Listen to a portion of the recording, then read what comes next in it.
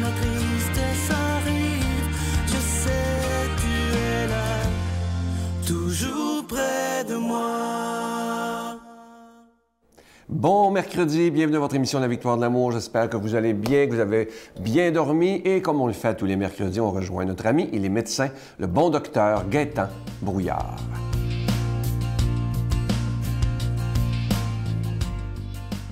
Bon matin tout le monde. Et oui, les fêtes sont déjà derrière nous et peut-être que nous avons encore certains reliquats d'avoir trop mangé, trop festoyé. Et nous allons parler ce matin du jeûne. Et pourquoi parler du jeûne? Oui, il y a toute cette question-là de peut-être faire un peu d'abstinence après avoir un surplus de nourriture, mais aussi on en parle de plus en plus du jeûne. Et il y a des gens qui me questionnent et disent « Oui, mais est-ce que le jeûne, c'est scientifiquement prouvé comme étant valable pour la santé? Est-ce qu'il y a danger à jeûner? » Il y en a qui sont très hésitants. Et je leur dis, moi, je regarde toujours la nature, comment ça évolue. La science, actuellement, est en retard là-dessus. J'ai des études très scientifiques qui nous disent que c'est bien, mais ce n'est pas encore très rendu ici, ce n'est pas de façon générale. On regarde la nature. Ça fait longtemps que les animaux jeûnent. Combien d'animaux, que ce soit un crocodile, un ours polaire qui va hiberner, tous les gens, tout le monde mammifère, si on veut, jeûne par période. Il y a à peu près qu'une petite poignée de la population de la planète qui mange de façon régulière à toutes les 4 heures, 5 heures ou 6 heures. Même le reste de la planète, c'est haut et bas. Eh bien, il y a des vertus à jeûner. Il y a des vertus que le corps va aller chercher, et ça a été démontré maintenant, que lorsque le jeûne se manifeste, notre changement biochimique aussi est en faveur d'une question de survie, et c'est le corps, dans sa sagesse, qui va apporter justement des éléments beaucoup plus productifs, de réserve, etc., des facteurs de croissance, par exemple, qui vont augmenter chez l'être humain qui jeûne. Et je regarde même plus près de nous, les religions, qu'est-ce qu'ils ont souvent prôné? Hein? C'était le temps du carême. Pendant 40 jours, on diminuait la nourriture. C'était la même chose pour le ramadan, pour les musulmans. Et c'était le vendredi. On ne mangeait pas de viande le vendredi. Et je pense que ça s'intègre tout à fait encore aujourd'hui où on est une surabondance de quantité carnée. On mange beaucoup trop de viande. Donc, il y avait des bienfaits déjà à ces modifications que des institutions nous avaient apportées. Et si je regarde, je dis aux gens, regardez, quand votre enfant est malade, qu'est-ce qu'il fait, l'enfant? L'enfant ne veut plus manger, des fois pour 2-3 jours. Et c'est pas bon de le forcer non plus à manger. Donc, la nature nous dit que oui, le jeûne est là pour nous aider et il ne faut pas hésiter à jeûner. De toute façon, on vit de toute façon une surabondance ici actuellement et jeûner est vraiment souhaitable. Il faut dégraisser le système. Il faut permettre aux différentes fonctions du corps humain justement de se reposer à travers le jeûne. Et ce n'est pas des jeûnes de 40 jours. C'est simplement même, on a réalisé que, par exemple, être 16 heures sans manger, de temps en temps, une fois par semaine, c'était vraiment doué de vertus. Donc, je vous encourage à diminuer la consommation. Je vous encourage aussi à passer peut-être une fois par semaine à dire « Ah ben tiens, ce matin, on ne déjeunera pas et on va plutôt repousser le déjeuner. » Donc, une fois par semaine, amener un certain sacrifice pour que le corps sache à travers cette diète. Donc, le temps est à la tempérance et la sobriété a bien meilleur goût. Je vous souhaite une belle journée, tout le monde. Notre Père qui es aux cieux, que ton nom soit sanctifié, que ton règne vienne, que ta volonté soit faite sur la terre comme au ciel. Donne-nous aujourd'hui notre pain de ce jour. Pardonne-nous nos offenses comme nous pardonnons à ceux qui nous ont offensés. Ne nous laisse pas entrer en tentation, mais délivre-nous du mal, car c'est à toi qu'appartient le règne, la puissance et la gloire pour les siècles des siècles. Amen. La Victoire de l'amour vous invite à sa retraite spirituelle les 18, 19 et 20 mai 2018 sous le thème « Les secrets du bonheur ». Nous avons le privilège d'accueillir directement de Paris le Père Michel Marie qui animera cette retraite. De plus, le vendredi soir, un souper-spectacle avec le Père Michel Marie et ses musiciens vous sera offert. Seront aussi présents Brigitte Bédard, Miguel Padilla et Sylvain Charon à l'hôtel et suite Le Dauphin de Drummondville. Réservé au 514-523-4433 ou 1-888-811-92-91.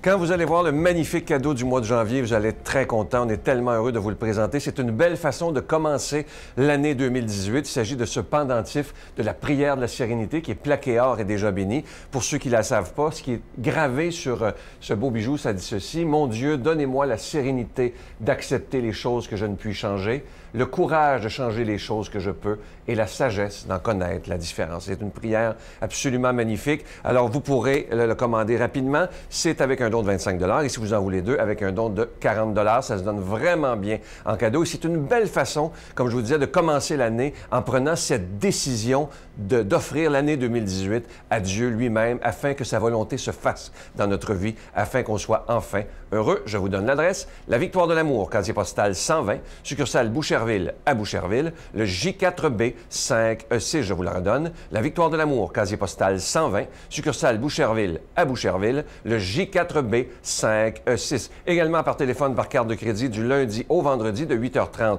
à 16h30 dans le 514-523-4433, 523-4433 ou sans frais, le 1-888-811-9291, 1-888-811-9291 et aussi sur notre site Internet. Vous savez que c'est une façon très rapide, 24 heures par jour, que vous pouvez commander ce magnifique pendentif. C'est le www.lavictoiredelamour.org. Moi, je veux prendre le temps de vous remercier de tout cœur de votre grande générosité en ce début de l'année 2018. Merci de nous porter dans votre prière et merci simplement d'être là. Merci de tout cœur.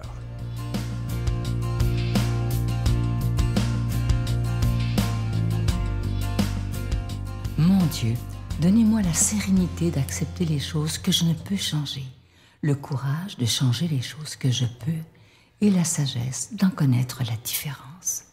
Amen.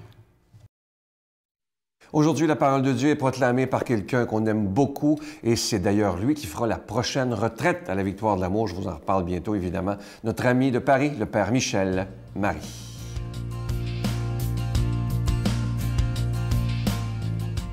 Chers amis du Québec et d'ailleurs, je vous accueille aujourd'hui dans une très belle brasserie parisienne. Il y avait beaucoup de monde tout à l'heure, maintenant il n'y a plus personne, nous sommes tranquilles. Évangile de Jésus-Christ selon saint Jean. Le lendemain, voyant Jésus venir vers lui, Jean le Baptiste déclara: « Voici l'agneau de Dieu qui enlève le péché du monde. C'est de lui que j'ai dit, l'homme qui vient derrière moi est passé devant moi, car avant moi il était.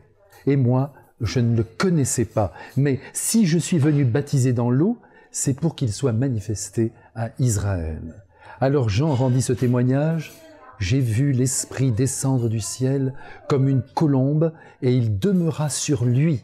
Et moi, je ne le connaissais pas, mais celui qui m'a envoyé baptiser dans l'eau m'a dit, « Celui sur qui tu verras l'Esprit descendre et demeurer, celui-là baptise dans l'Esprit Saint. Moi, j'ai vu. Et je rends témoignage, c'est lui, le Fils de Dieu. » Alors que les santons sont encore dans la crèche, auréolant l'enfant Jésus de toute leur attention, et que l'arbre de Noël se dresse pour quelques jours encore dans nos salons, l'Église, à travers sa liturgie, nous demande de sauter à pieds joints sur les 30 années de la vie du Christ et de rejoindre tout de suite le grand Jean-Baptiste qui n'en finit plus de nous émerveiller sur fond d'humilité. Écoutons-le. Je ne suis pas digne de ceci, je ne suis pas digne de cela. Très bien, nous voulons bien le croire, qu'il se frappe la poitrine, c'est parfait. Mais en attendant, il est le plus grand des enfants des hommes.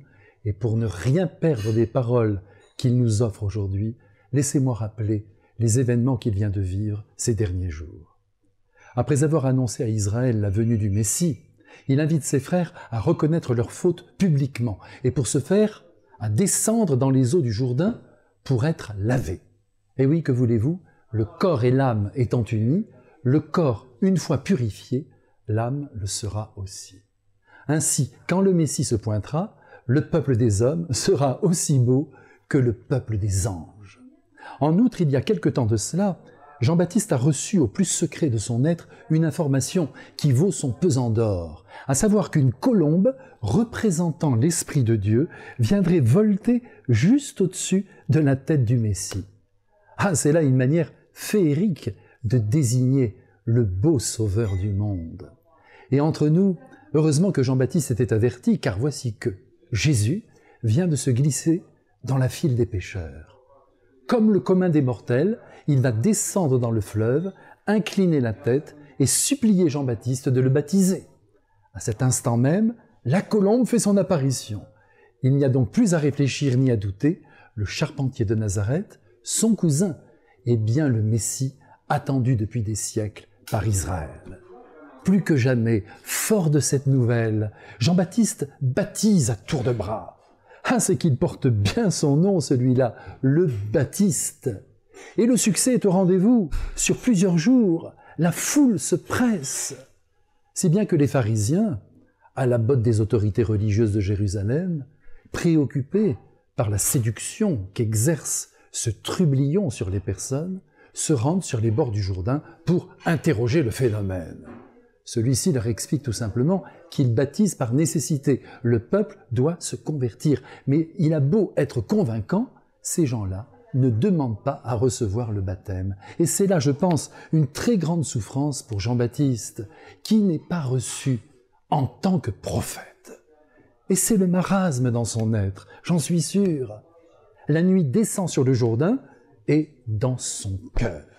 Le voilà dépité, en proie au désarroi le plus aigu. Son moral est au plus bas, quand, soudain, il voit Jésus venir à lui. Tout de suite, il le désigne comme l'agneau de Dieu qui vient enlever le péché du monde. Et le péché, Jean-Baptiste sait ce que c'est, et nous aussi. C'est la méchanceté, c'est la fermeture de cœur, c'est l'étroitesse d'esprit, c'est le rejet dont Jean-Baptiste vient de faire l'expérience. Cependant, en une seconde, par la seule présence de Jésus, il est de nouveau dynamisé de l'intérieur, comme recréé dans les fibres de son être.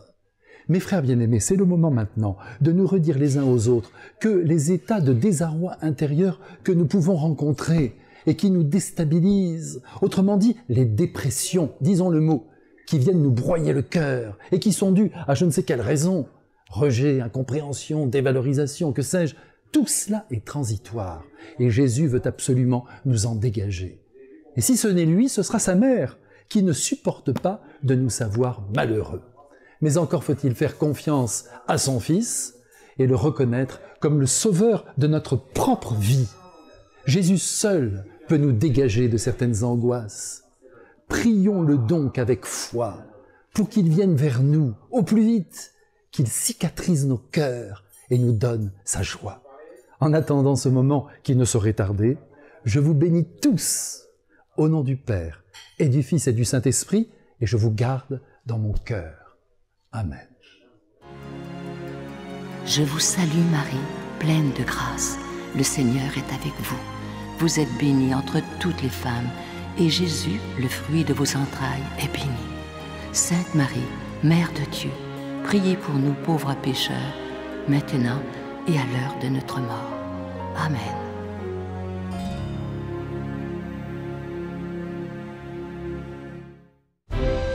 La Victoire de l'amour vous invite à son pèlerinage annuel en République tchèque et en Pologne, du Petit Jésus de Prague à la ville natale de Saint Jean-Paul II, en compagnie de Brigitte Bédard, l'abbé Donald Thompson et la participation occasionnelle de Sylvain Charon. Nous visiterons entre autres les villes de Prague, Cracovie, Auschwitz et plusieurs autres. Nous visiterons aussi la maison natale de Saint Jean-Paul II, du 11 au 22 juin 2018. Informations, réservations, voyage intermission, 514-288-6077 ou 1-800-465-3250. Je vais offrir cette belle pensée à tous ceux pour qui ça file pas présentement. Écoutez bien, c'est de toute beauté. Ne t'inquiète pas. Dieu n'est jamais aveugle face à tes larmes, jamais sourd à tes prières et jamais silencieux face à ta douleur. Il voit, il entend et il te délivrera. Je vous souhaite une belle journée. À demain. Il y a une option là-dedans, il y a une originalité dans laquelle ça dit, des fois, je vais dire à des jeunes, Jésus de Nazareth est le top modèle humain de Dieu. Oh, j'adore. Alors, tu vois, Paul veut voir l'expression parfaite de Dieu. Il faut que je retienne celle-là, le top modèle humain de Dieu. Donc, bon. il faut approfondir ça. Pourquoi? Qu'est-ce qui est original dans notre tradition spirituelle?